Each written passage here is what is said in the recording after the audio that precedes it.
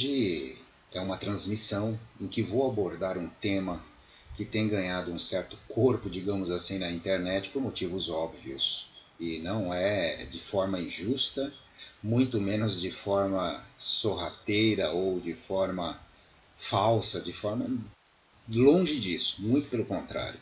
E é compreensível que isso aconteça. É justamente, vou ser muito objetivo em relação a isso, é justamente sobre a notícia que houve, não é? Que está sendo aí espalhada pela internet, de que o Jim Merrill, não é? Fez um acordo de uma espécie de delação premiada americana em que ele assume a culpa, não é? Por ter praticado os crimes pelas quais ele é acusado, ou alguns crimes, eu não sei qual o teor dessa negociação que foi feita perante a justiça, em que ele confessaria isso, não é, de bom grado, e que ele será condenado, terá uma redução de pena, por assim dizer, em que seria condenado aí por um certo período, né, inferior ao que ele poderia pegar. Ele pode pegar até 10 anos, ou pegaria 20, e aí vai ter ainda assim um julgamento que vai avaliar o que ele vai dizer, o que ele não vai dizer, enfim.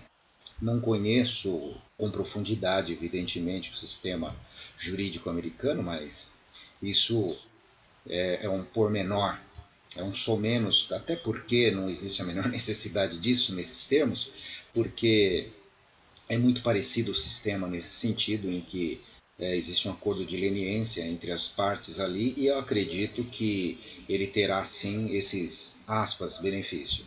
Bom, antes de adentrar a isso e fazer essa reflexão, eu quero contar um caso pessoal meu, para que vocês possam ter um juízo de valor. Não é? E é um caso pessoal meu, que aconteceu comigo, ninguém me contou, não. Aconteceu de fato. Não é? E por que eu entendo que isso é importante? Porque eu vejo muitas pessoas me procurando por ser um assunto que envolve a Telex Free, e como todos sabem, talvez eu seja o único no planeta que ainda fala a respeito da empresa de forma pública, por assim dizer, com exceção daqueles que atacam, não é, que sempre divulgam as notícias daqueles jornais de sempre, as matérias de sempre dos mesmos locais e por aí vai. Não é? Os meios de comunicação, evidentemente, sabem, né, eles sabem da extensão que envolveu a Telex Free, a magnitude de penetração no globo que teve o evento Telex Free, por assim dizer. Isso quer dizer que eles sempre trazem à baila esse tipo de notícia, porque dá audiência, dá publicidade, no AdSense dá uma renda para os sites, evidentemente, para os anunciantes há as visualizações também que acontece, então é compreensível isso. Né? Então é uma notícia que envolveu muitas pessoas. Né? Então só sobrou eu, digamos assim, não é que eu sou contra todos eles, de forma nenhuma. O meu único objetivo aqui é trazer a informação e informar aos divulgadores exatamente como são as coisas no sentido da interpretação jurídica e as reflexões pessoais, evidentemente, que são pessoais minhas, em que assumo a responsabilidade delas, né, em absoluto, assumo qualquer transmissão que tenha feito, me vejo, por motivos óbvios, no direito de fazer essas manifestações, de mudar de opinião se for o caso, se tiver conhecimento de algum fato novo. No entanto, trago as informações sempre em que elas fazem sentido. Não é porque alguém manda uma notícia ou circula uma notícia na internet contra A, B ou C, não importa, né, que eu vá simplesmente reproduzir de maneira irresponsável sobre aquilo sem a devida reflexão e sem a devida apuração dos fatos. Isso seria uma irresponsabilidade da minha parte. Não levo de forma leviana e nem tomo como verdade de forma infantil e estúpida simplesmente as publicações de sites espalhados, conhecidamente como apócrifos, pessoas que trazem argumentações, às vezes com uma linguagem infantil, não é? Divulgando determinadas questões. E também nem vou levar em consideração a última, o que não quer dizer que eu não vá refletir, posso até ler, olho e chego sempre, quase sempre à mesma conclusão. Os mesmos idiotas de sempre falando as mesmas idiotices. Entendeu? Repetindo a mesma cantilena, não traz nenhum fato novo. E às vezes eles vêm com alguma coisa achando que aquilo é novidade, porque não, você viu. Sempre os acontecimentos vão de forma repetitiva. Pois bem, qual é a novidade? A novidade agora é a postura do Jim Merrill. Essa foi uma novidade. Por isso que merece essa transmissão, para que eu possa refletir de forma, não vou nem dizer corajosa, mas de forma natural. Com a cara no vídeo, sem me esconder no submundo, em absoluto, porque sou homem feito e assumo as responsabilidades daquilo que faço. Não preciso do submundo para me esconder de ninguém e nem de nada. Não me acovardo.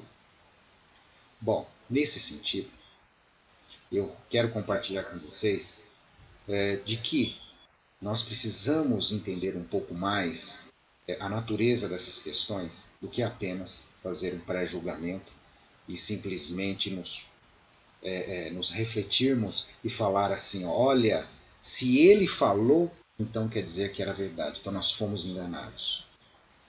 Não sejamos tão infantis assim. Não sejamos tão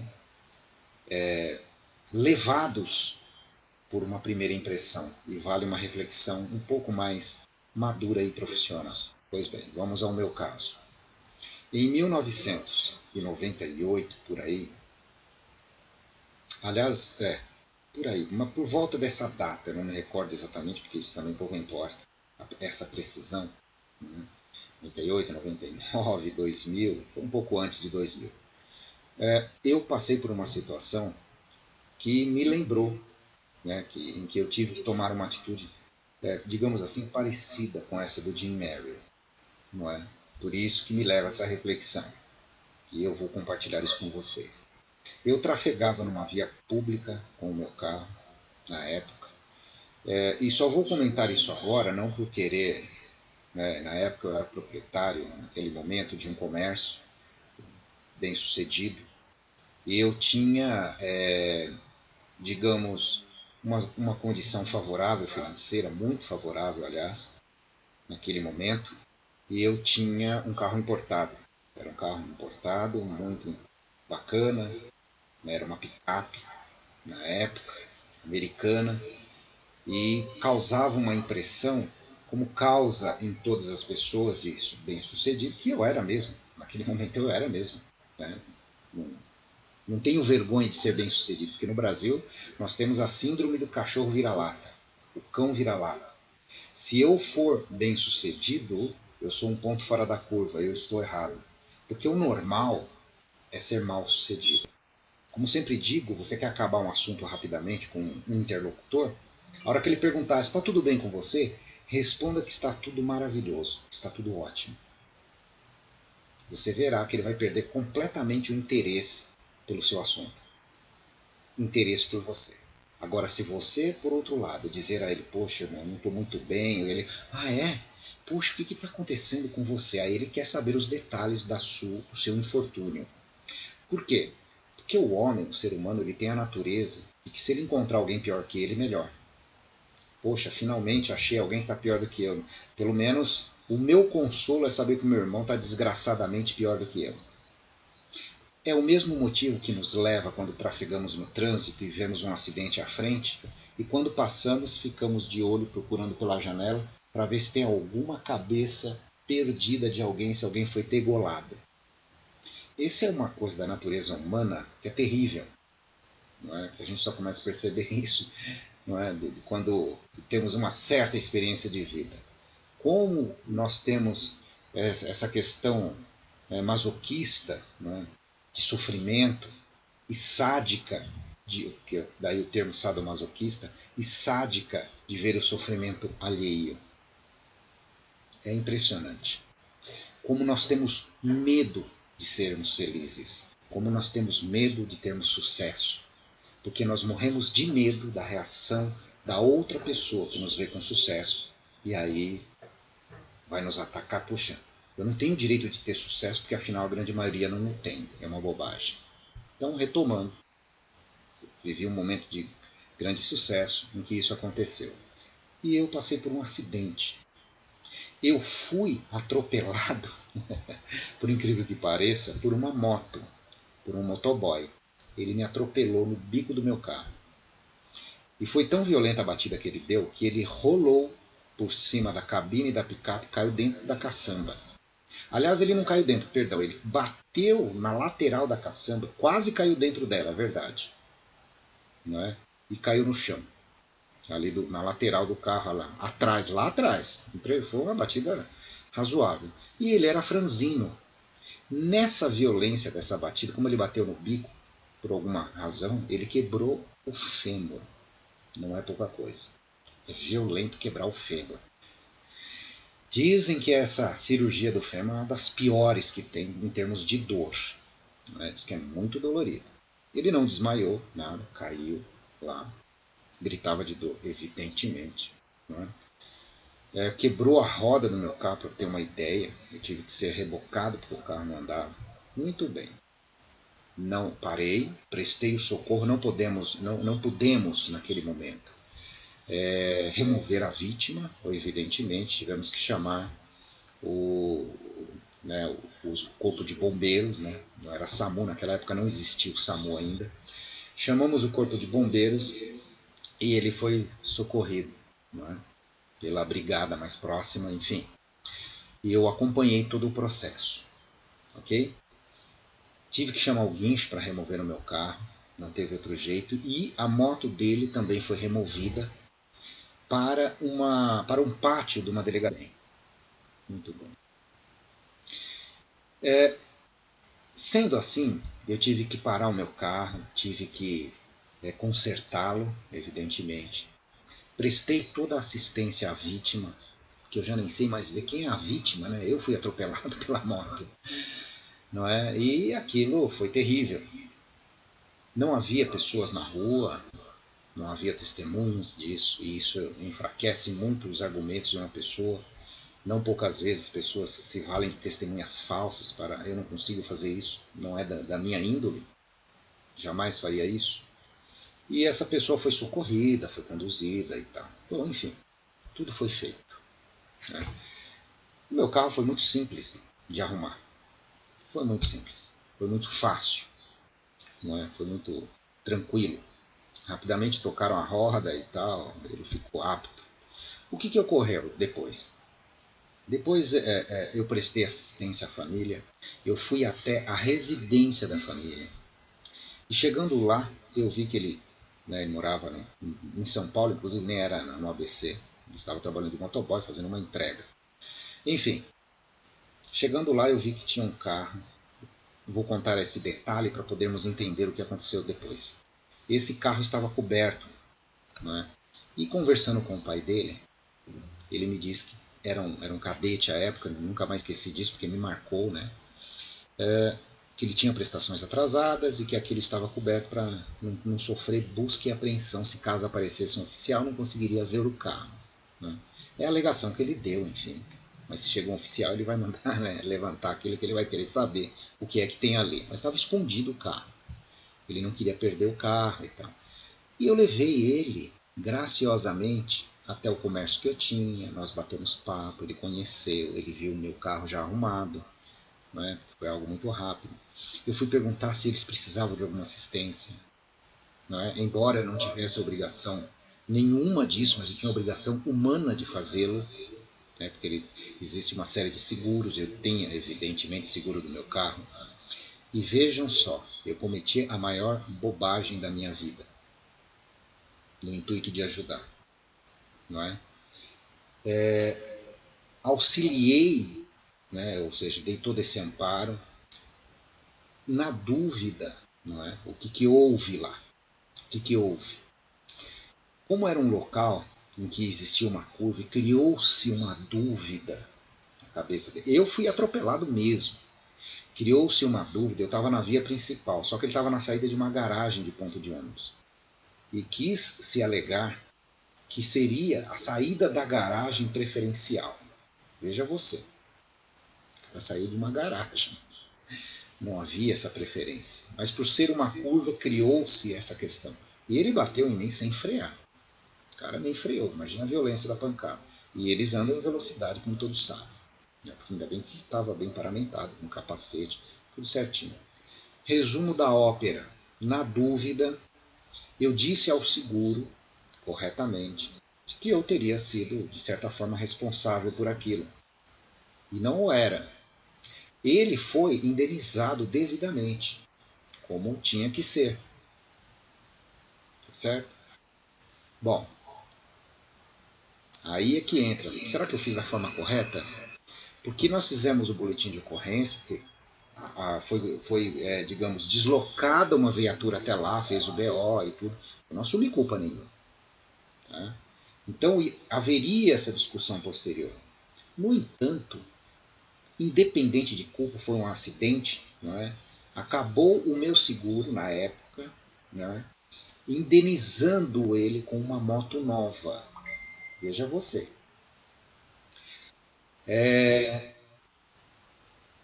Essa moto não ele recebeu e tal, né? E por essa razão, o que fez esse cidadão? Ele foi operado, foi muito bem atendido pelo poder público, pela saúde pública de São Bernardo, fez a cirurgia, fez tudo o que precisava fazer, estava muito bem amparado. Eu perguntei se eles precisavam de remédio que eu iria comprar. E detalhe, a moto dele estava na casa dele ainda, precisava ir para a perícia, não é? Por que a perícia? Para saber, né? Se tinha conserto, se não tinha. Quem levou a moto dele? Porque já tinha ido para o pátio e eles tiveram que retirar a moto. Não sei como que eles fizeram. E aí eu fui lá, peguei essa moto, coloquei na caçamba do meu carro e levei até a delegacia, até um local lá para fazer uma perícia, que eu não me recordo exatamente. Foi periciado, foi tudo o que tinha que fazer. Em outro local lá, que eu não me recordo. Trouxe a moto de volta, na época, não é? Devolvemos lá, retornamos, ele guardou, enfim, foi todo um processo burocrático.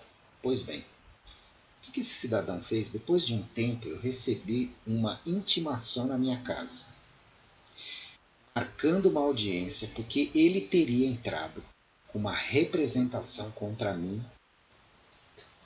Ele entrou com uma representação, me acusando de crime pelo acidente, e que eu não teria prestado socorro a ele. Vejam vocês aonde vai o cidadão.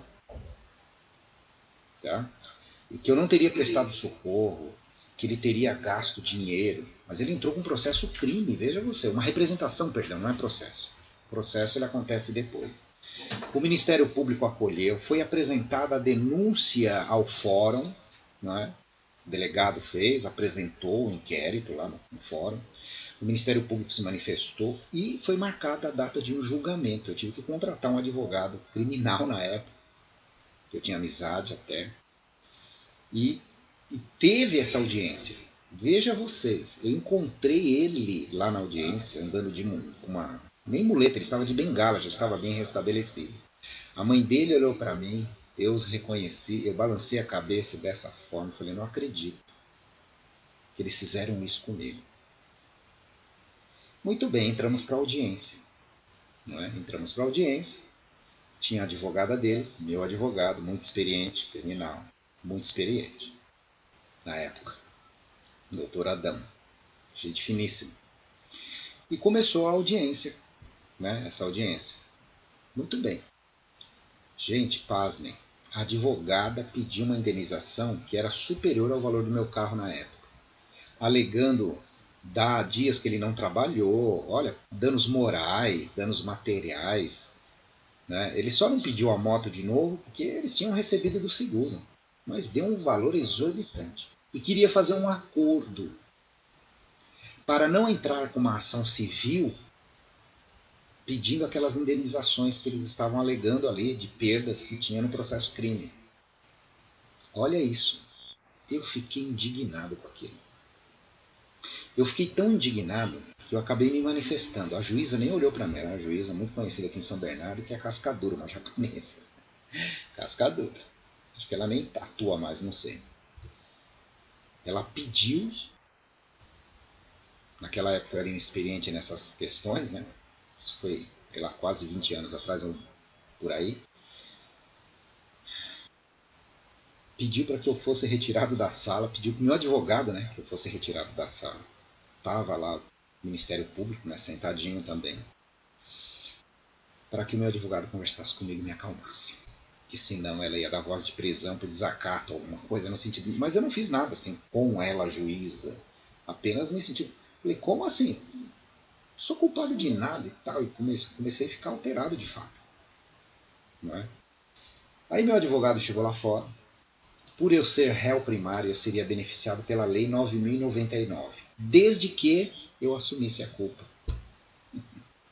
do crime que eu estava sendo acusado. Como era de considerado, sei lá, de pequena monta, sei lá, na época eu não entendia, né? Então eu seria beneficiado por essa lei. Eu não poderia incorrer em novo crime, evidentemente, ou nova ocorrência dessa natureza, nos próximos 5 anos e tal. Isso é uma coisa que absolutamente não me preocupava, porque eu sou homem de bem. Estou aqui de cara limpa falando isso para vocês. E eu falei, doutor, como assim assumir a culpa? Eu não fiz nada de errado. Foi um acidente. Ele me atropelou. Mas o Ministério Público, ele veio com aquela cantilena sedutora que advogado tem. Falou, olha, se você quiser, nós vamos em frente. Só que, olha, o promotor não quer saber isso. A outra parte não quer saber disso. Falei, mas deixa eles me processarem então. Na esfera civil, eu te contrato de novo. Eu não tenho medo disso.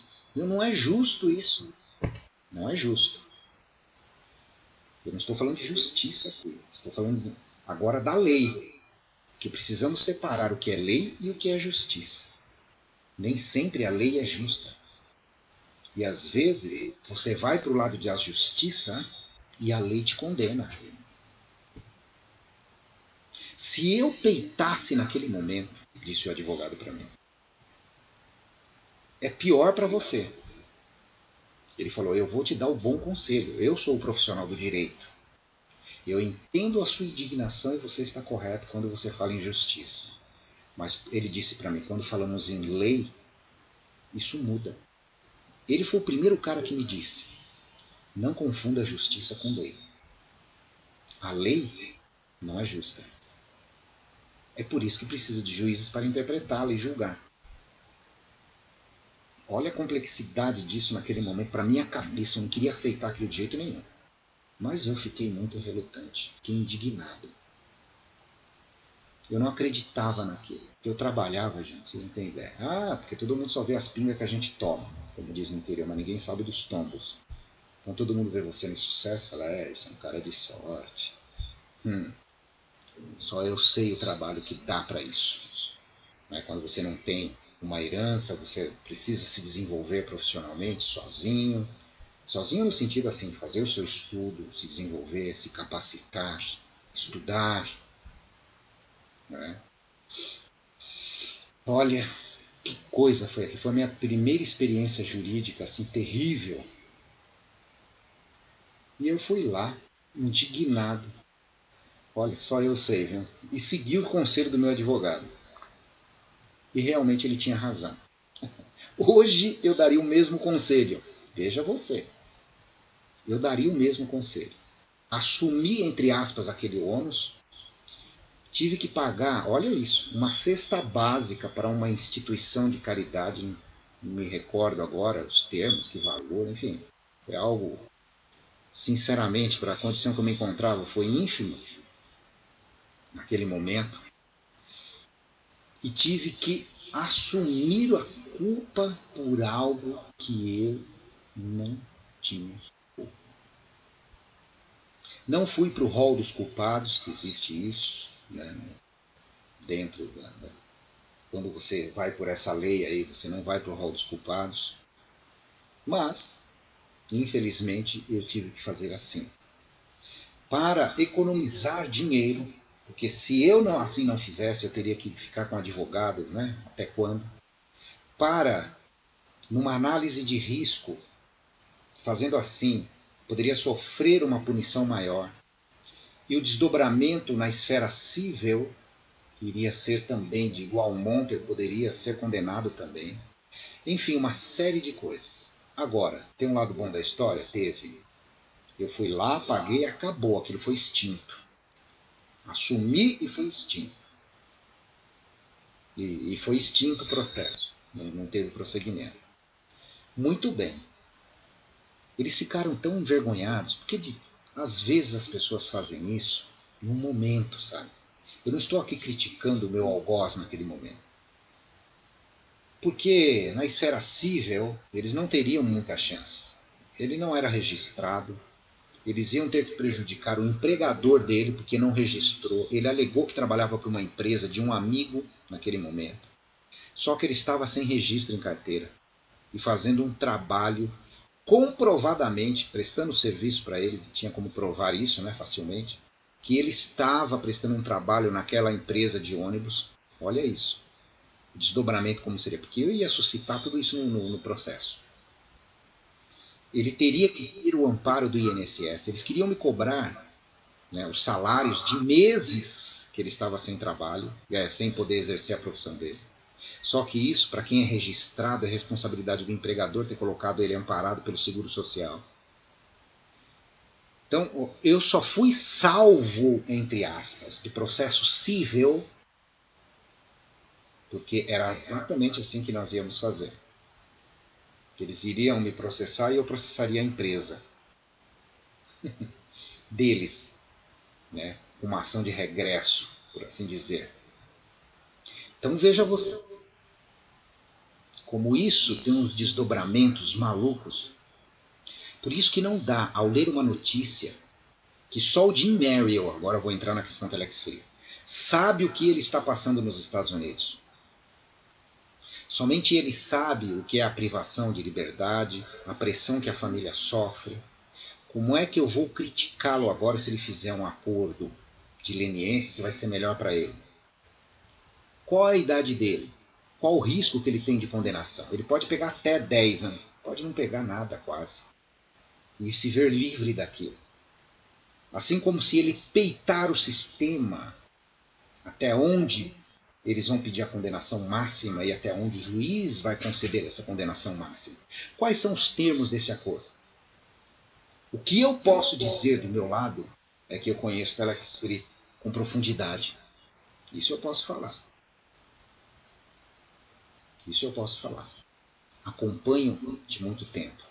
Sobrei o único desse lado de cá, por assim dizer. Eu sei que não é pirâmide financeira. Eu sei.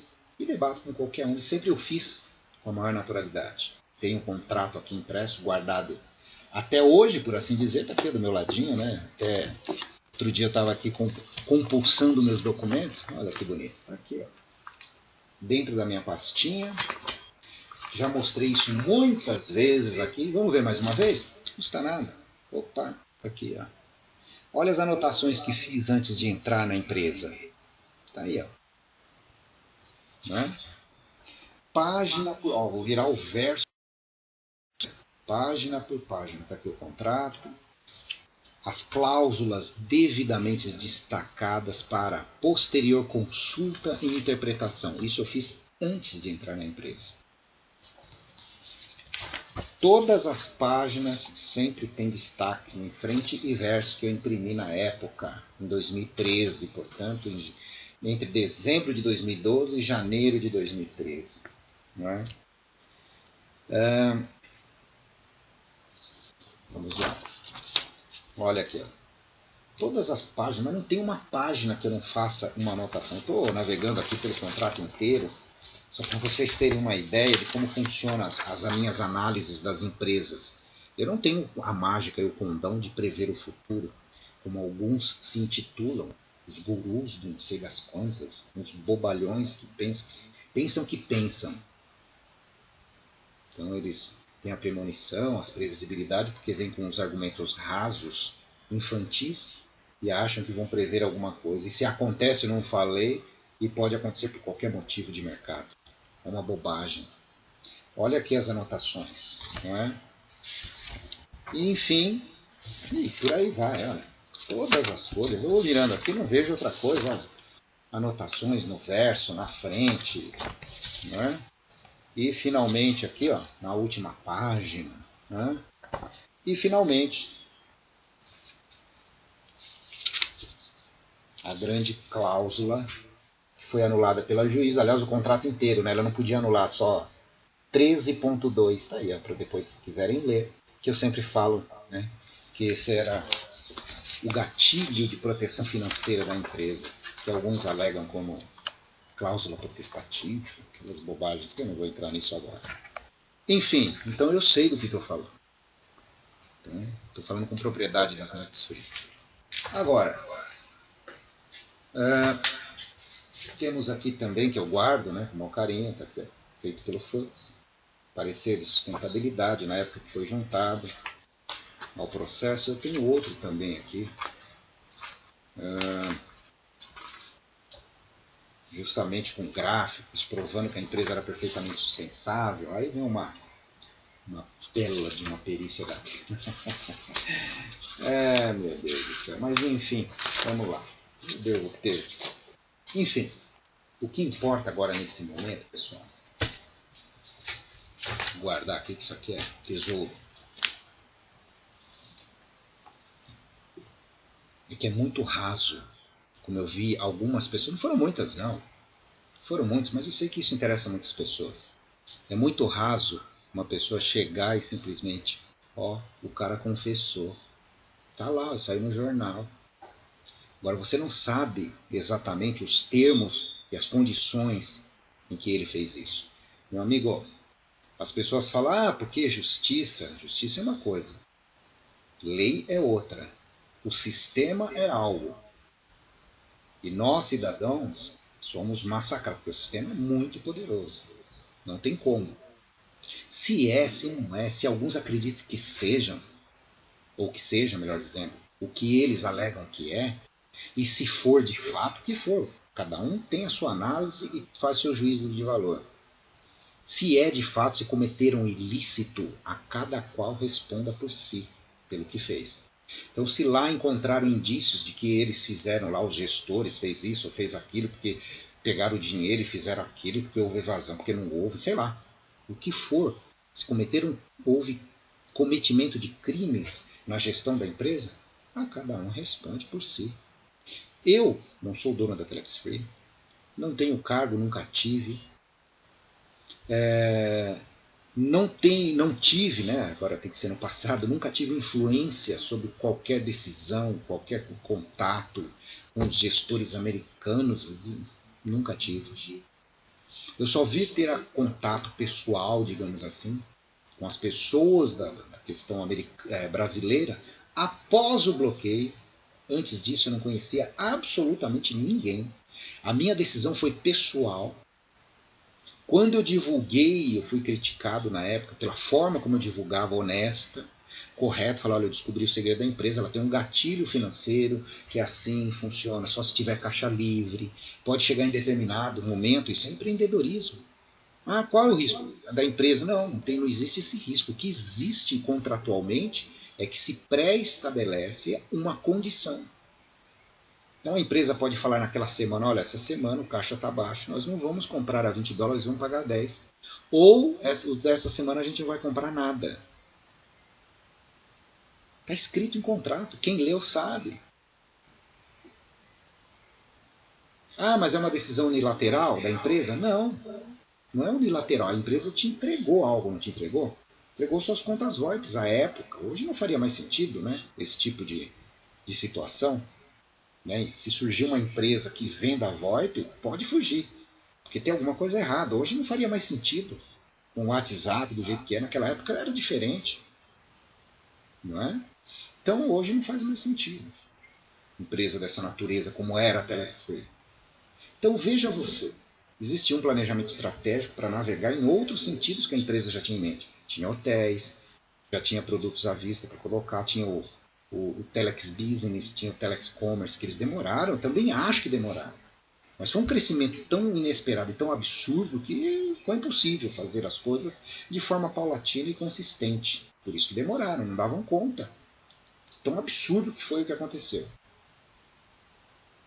Não estou justificando. Estou explicando. Não, mas eu não acredito. Cada um, cada um. Faça seu juízo de valor. Eu não estou aqui para convencer ninguém. Apenas dar o meu ponto de vista. Aí é problema pessoal de cada um como vai interpretar. Como da mesma forma, eu sei que a empresa não é o que alegam que é. Ah, mas a perícia, a perícia é ridícula. Mas enfim, o que eu quero dizer e trazer à baila, que mais uma visão rasteira por uma notícia, por isso e aquilo, tem muito mais coisas por trás. Não sejamos pueris e infantis de simplesmente assumir isso.